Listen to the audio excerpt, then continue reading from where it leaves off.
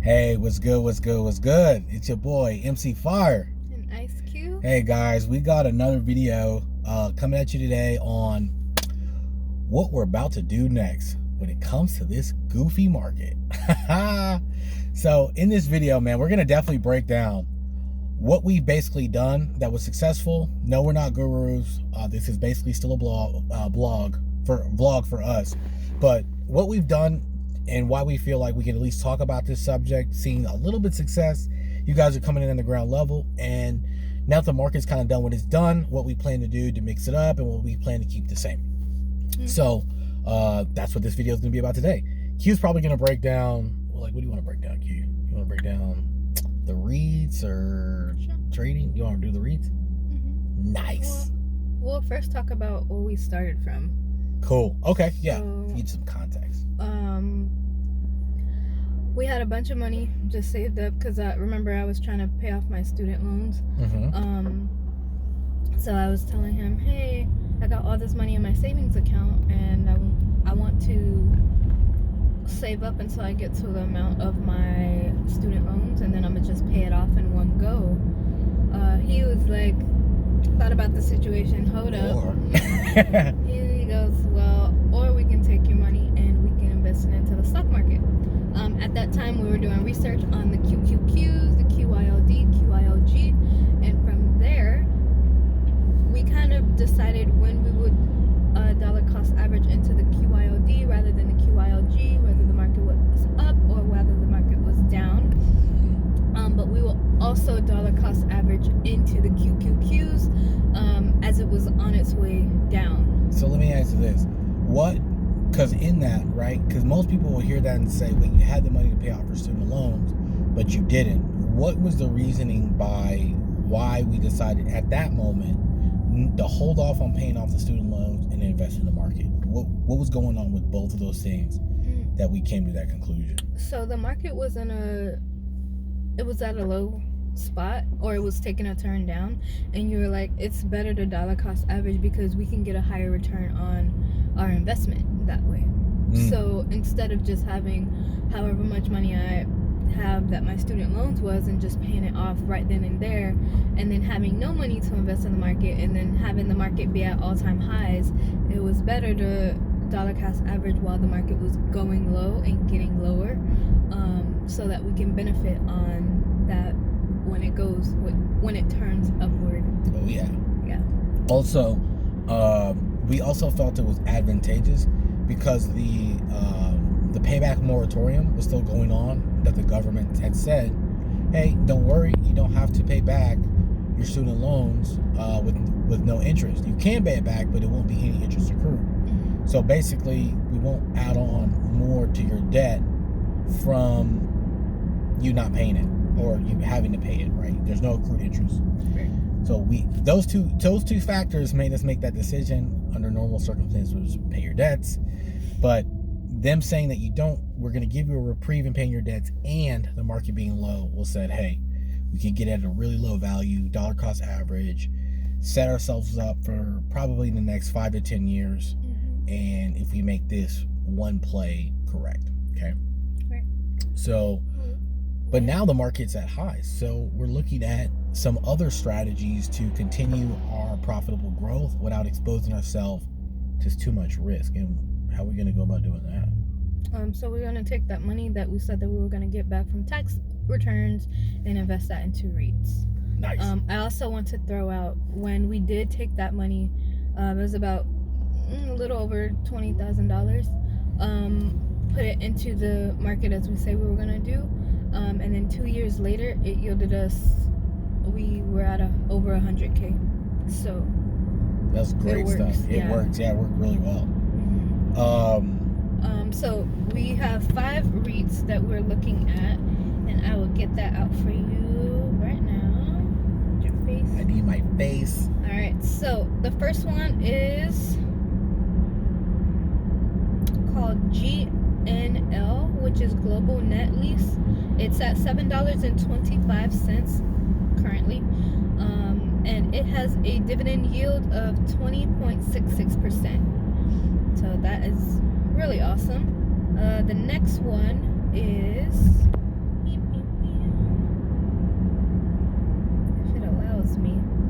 SPG, Simon Property Group, and that's at 149 currently, and it has a dividend yield of 4.95%.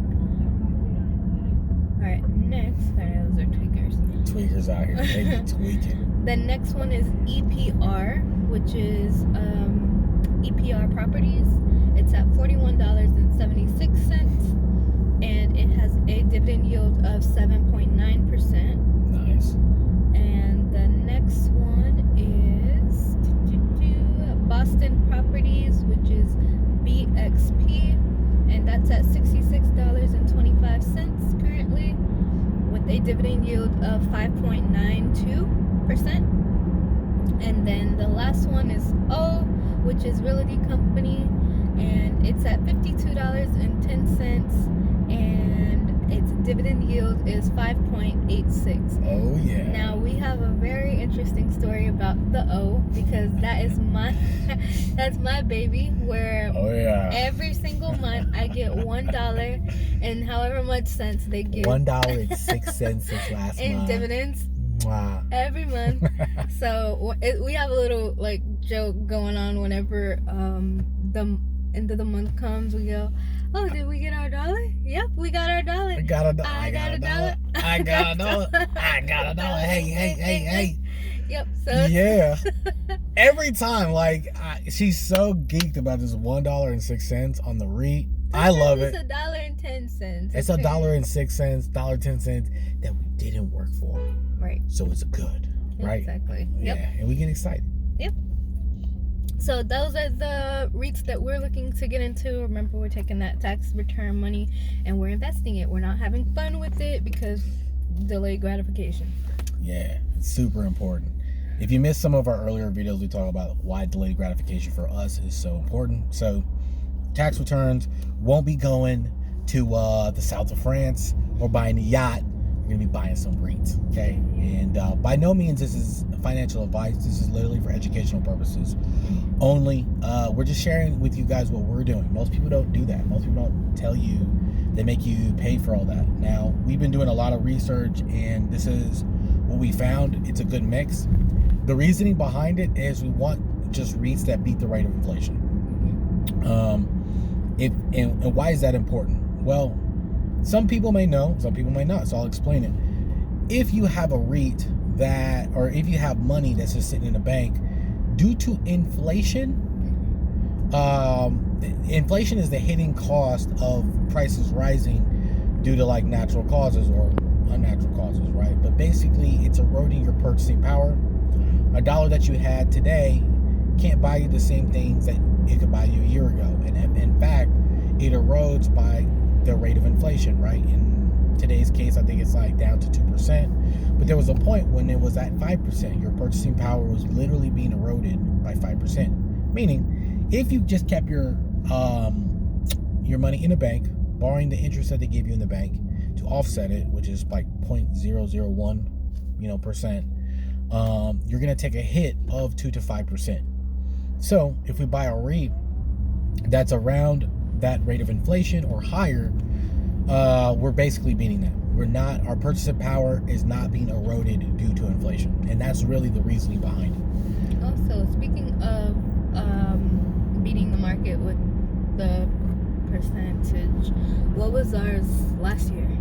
Oh, so great thing. So we decided when we decided to do the thing with buying the stocks at a low price, right, and average into them, the overall S&P 500 returned around 23%, something like that, right? But the Qs, they returned like 50%, and it's kind of crazy because our account, we returned around 52%. Now, the logic behind that really came about when I was doing a lot of research into if there's a recession, because we just came like through COVID, and I was worried about, hey, if we invest Q's money into something, how do we protect against a COVID situation or a recession? Even though we know that the market's going down, that's good. It's going to give us a good price. What's going to rebound the fastest and the hardest? What typically will cause the quickest rebound? Most of the time is innovation and new inventions. And those new inventions, as we know, came in the form of AI, right? So as AI got unleashed onto the world, that became the launching pad for new inventions to spur on growth. So my prediction, through research, was correct. And all I did was I learned how other markets, even communist or socialist markets, recover from recession. A lot of it happens in research through technologies, right? And how do people store value during hyperinflation? Those two things made me arrive at the same conclusion. The tech sector would be what has the highest probability of rebounding before anything else.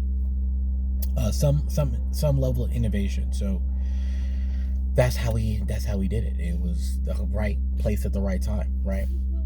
And so combining with the REITs, we also understood that, hey,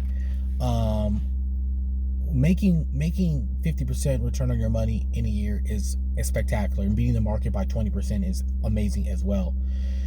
What we want to do now that the market's at all-time highs is we're not looking to like average in super high. Ideally, we will still be buying. We still will be paying ourselves first. But I asked myself, how do the hedge funds make money? Like, how do these guys go to work every day and drive like these amazing cars, have crazy lifestyles, and they do this for a living every day? And put me on another search. How do they actually make money? And we stumbled, shout out to YouTube University, we stumbled on this guy's video, and we'll break that down in probably another one of our videos, so stay tuned for that. But basically the gist of it is hedge funds really make money three different ways. And then they push other ways to the retail consumer, right? They don't educate you properly on the best ways to make money, and here are the three ways, because I'm not one for cliffhangers, right? Way number one, arbitrage, right? You know, if you don't know what that is, I encourage you to look it up. What arbitrage really is and what it entails, right? So arbitrage is number one. Number two is high frequency trading, having very advanced computers, advanced algorithms to enter multiple trades and exit multiple trades at literally the speed of however fast technology can go. As we know, it's extremely fast, literally the speed of light. So you're getting in and out of trades pretty quickly. And if you do that thousands of times, you are going to succeed, right? But you have advanced computers doing that for you. And then the third way, which is super exciting, is asymmetrical trading, which means that the risk and the reward are offset, way more to the reward side than the risk. And it kind of dawned on me that this happened when I reached out to the Chicago Board of Trade, and I wanted to learn how to basically trade with them. There was a program that they had launched, and it was very, very expensive. But when I was on the phone with him, I told him that our account had returned 50% over the last year, effectively. And he said, "Oh, see, people get really," and he was very confident, right? He was like, "People get excited over 50%, but what if you're able to return 1,000%?" And I was like, 1,000? Yeah, 1,000% in a trade, 1,000%, 1,000%. And he said it like 3 times, and I was like, wow, that's nuts. How can you return 1,000% in a trade? So it really got my goose cooking on how is it that he can confidently return 1,000%. So at minimum, he's possibly can return 100 to 200%. Meanwhile, I'm excited. We're excited. Granted, it's good news that we can return 50% over a course of a year. But he's a trader, and he's able to return some of the time 1,000%. So we asked ourselves, if we could do that, I would like to learn how to do that. Asymmetrical trading. And we're going to take that on.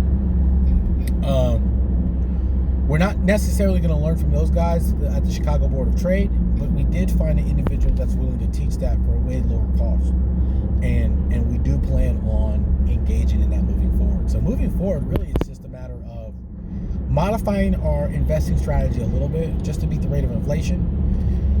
The things that we've bought are still going up, so that's good. And we're going to learn certain hedging strategies, so that's also good.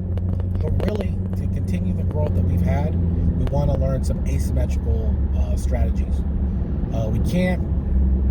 Currently we can't do the high frequency trading, and the arbitrage, same thing. You need to have access to multiple different markets to find price discrepancies between markets. A lot of times that's how they do it. And we're excited about learning this asymmetrical way of trading.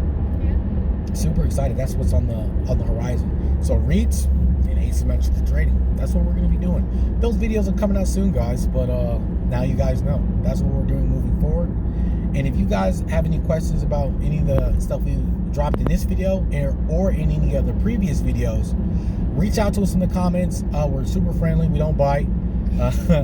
And if you guys have loved it, thank you. We would just want to thank you. First of all, we've been adding value to you guys. Thank you for continuing to watch our basically vlog and our content. And if you like it, hit that like button.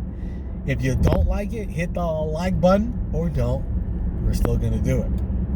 We're still going to make it shake. So did you have anything that you wanted to add? Cool. So we really appreciate you guys. Q is definitely one of the best people to have because she's so retentive. Like she gets me excited because her one little REIT returns $1 and we have an amazing moment. Making money in the market's fun, and we're going to continue to do it on our way to our fire journey. So this is your boy MC Fire. Ice Cube. And we appreciate your time, guys. Thank you. Have a good day and goodbye. Shalom. Peace.